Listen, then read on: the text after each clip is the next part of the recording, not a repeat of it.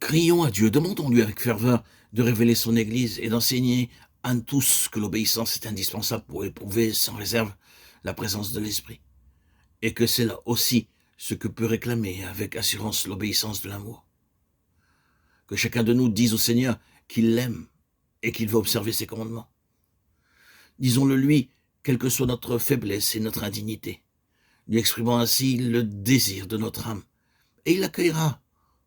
Croyons que l'Esprit demeure déjà en nous, depuis le moment où, avec obéissance et foi, nous sommes donnés à Jésus.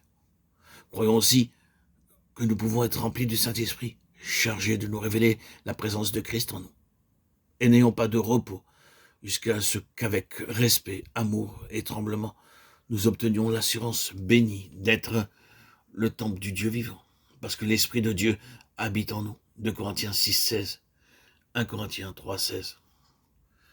Seigneur Jésus, de tout mon cœur, je reçois ce que tu m'enseignes là, et je te prie de graver profondément dans mon cœur que l'obéissance de l'amour m'assure l'accueil de ton amour et la puissance de l'Esprit.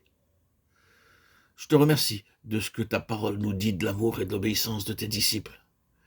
Ils étaient encore loin d'être parfaits puisque tous t'abandonnèrent, mais tu les as tous couverts du manteau de ton amour, disant d'eux, l'esprit est prompt mais la chair est faible. Marc 14, 38.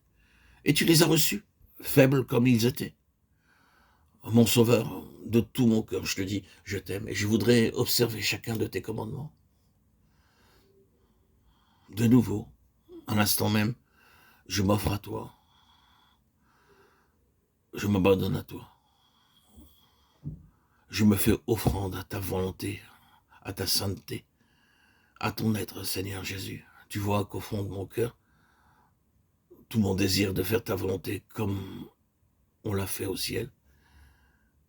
Veuille me faire écouter avec humiliation à chaque reproche de ma conscience. Veuille me faire obéir sans réserve à tout mouvement de ton esprit. C'est dans ta mort que je place ma volonté et ma vie propre, afin que la vie de ton Saint-Esprit, qui demeure en moi, devienne ma vie. Amen. C'est quand nous obéissons au Fils avec amour et déférence que l'Esprit vient demeurer en nous.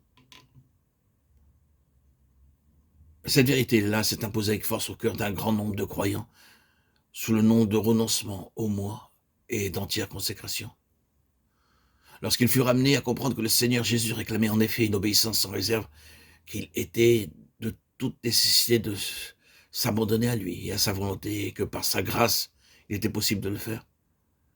Lorsqu'avec foi en sa puissance, ils le firent, ils entrèrent alors, aussitôt, dans une vie de paix et de force qui leur avait été inconnue jusque-là.